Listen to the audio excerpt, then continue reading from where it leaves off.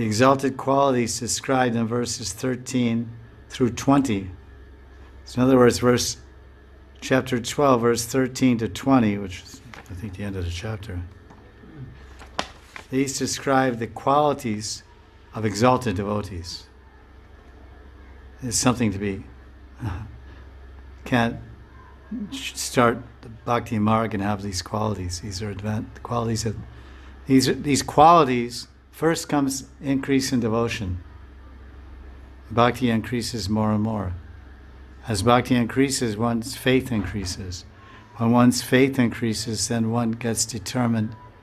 He gets determined to surrender to Krishna.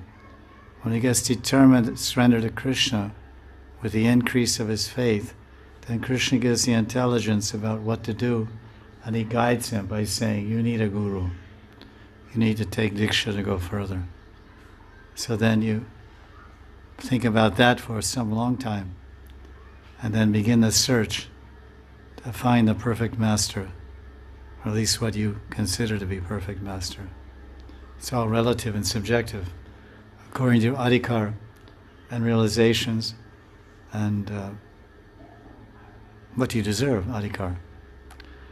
So then, because bhakti begins when one surrenders to Guru.